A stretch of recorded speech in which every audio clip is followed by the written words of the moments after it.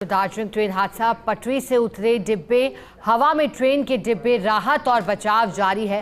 Helpline number भी जारी किया है। तो पश्चिम बंगाल की जलपाईगुड़ी में भीषण रेल हादसा हुआ है, जहां कंचनजंगा एक्सप्रेस की मालगाड़ी के साथ भिड़ंत हुई। भिड़ंत के बाद हवा में ट्रेन के डब्बे आसमान की ओर उठते हुए दिखाई दिए, क्योंकि हादसा भयभीत करने वाला था। हादसे में 5 लोगों की मौत की खबर है, तो वहीं 30 के करीब लोग घायल बताए जा रहे हैं। लेकिन चिंता की बात ये कि जितना भयावह हादसे था, ये अंदेशा लगाया जा रहा है कि मृतकों की संख्या बढ़ सकती है। लेकिन उपचार किया जा रहा है सभी घायलों का और रेस्क्यू अभियान लगातार चल रहा है। रेल मंत्री अश्विनी वैष्णव ने भी इस हादसे पर दुख प्रकट किया है और ट्वीट करते हुए साफ किया है कि अब जो तमाम घायल हैं उन्हें अस्पताल में उपचार मुहैया करवाया जा रहा है और जो रेस्क्यू कार्य है वो युद्ध स्तर पर चल रहा है। ये हादसे से जुड़ी 5 तस्वीरें आपको दिखा रहे हैं। हेल्पलाइन नंबर टेलीविजन स्क्रीन पर बाएं तरफ जरा देखिएगा। वहीं 5 तस्वीरें इस हादसे की गंभीरता को दिखाते हुए। दार्जिलिंग ट्रेन हादसा, अब देखिएगा किस तरह से जो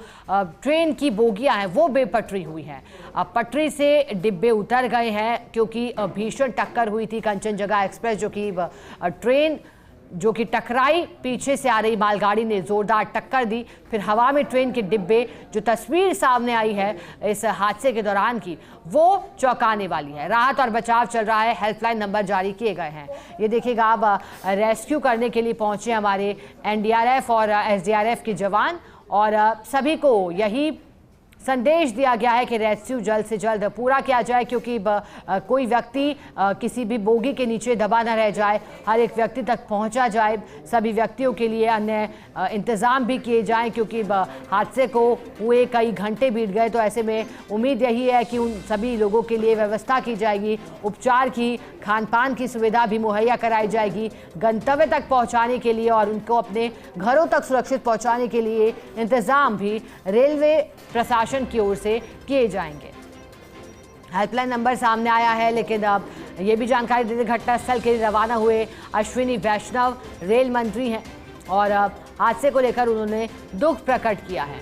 लेकिन देखिएगा, रेल हादसा अब चर्चाओं का विषय इसलिए भी हुआ है क्योंकि 5 से ज़्यादा लोगों की जान गई है। लेकिन ये समझ से परे कि आखिरकार मालगाड़ी जो कि तेज रफ्तार में आती हुई टकराती है कंचनजंगा एक्सप्रेस से, आखिरकार कहाँ कमी रह गई, किसकी गलती है, किसकी लापरवाही है, वो अब तक साफ होना बाकी। और अब हादसे को देखते हुए और दुर्घटना की गंभीरता को देखते हुए ऐसे अंदेशे लगाए जा रहे हैं कि हो सकता है किसी कमेटी का गठन किया जाए। कमेटी का गठन कर इस पूरे मामले की रिपोर्ट मांगी जाए। रिपोर्ट के आधार पर ही आगे की कार्रवाई सुनिश्चित की जाएगी, क्योंकि जब इससे पहले भी इस तरह के हादसे हुए हैं, जो ट्रेन हादसे हुए थे, और उनमें भी इस तरह देखा गया था। आपको याद होगा, अब बीते वर्ष जब उड़ीसा में इस तरह से ट्रेन हादसा हुआ था, उसमें भी काफ़ी दुखद तरीके से बहुत से लोगों की जान चली गई थी, जो कि मासूम थे, वो भी इस हादसे की जद में आए थे। उसके बाद भी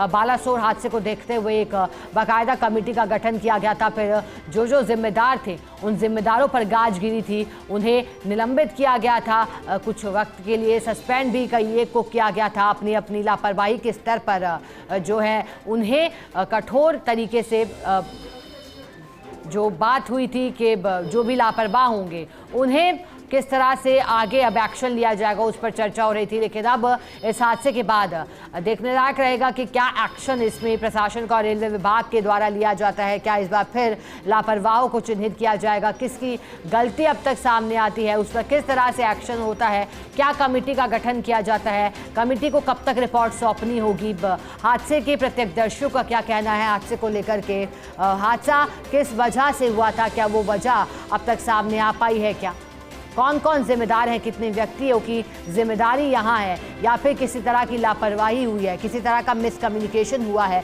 वो सब अब जांच का विषय है। जांच पड़ताल एक तरफ और दूसरी तरफ रेस्क्यू करना, जो कि पहली प्राथमिकता है।